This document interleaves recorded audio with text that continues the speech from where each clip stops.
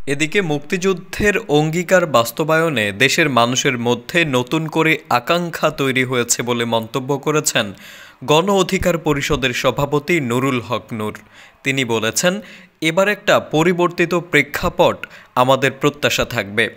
ছাত্র জনতার সংগ্রামে আনা পরিবর্তনটাই টেকসই এবং স্থায়ী হতে হবে।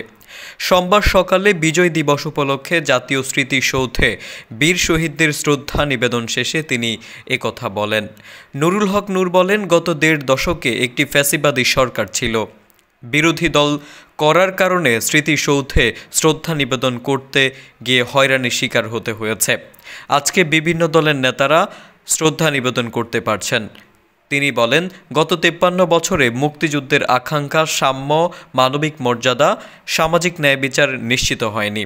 সেটা কিন্তু গত ১৫ বছরে আমরা সেভাবে পাইনি, যার ফলে গোটা দেশের মানুষের মুক্তিযুদ্ধের আকাঙ্ক্ষা নতুন করে বিনির্মাণের আকাঙ্ক্ষা তৈরি হয়েছে। এটা অন্তর্বর্তীকালীন সরকারকে ধারণ করতে হবে, বাস্তব রূপে দিতে হবে।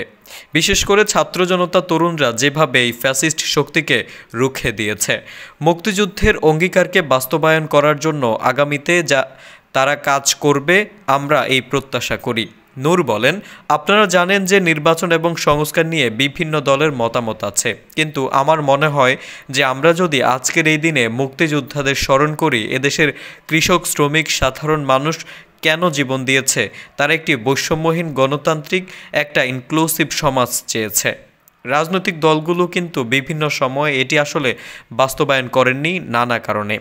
বাংলাদেশ লেবার পার্টির চেয়ারম্যান ডক্টর মোস্তাফিজুর রহমান ইরান বলেন, ১৯৭১ সালে মুক্তিযুদ্ধের মধ্য দিয়ে আমরা একটি স্বাধীন দেশ পেয়েছি। বিগত ৫৩ বছরে অনেক প্রত্যাশা ছিল জনগণের, সেই প্রত্যাশা অনুযায়ী আমাদের প্রতিফলন ঘটেনি।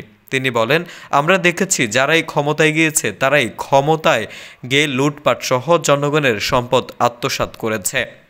পাশাপাশি উন্নয়নও যে হয়নি তা বলা যাবে না, তবে উন্নয়ন করতে গিয়েই তারা লুটপাটের পরিমাণ অনেক বেশি করেছে।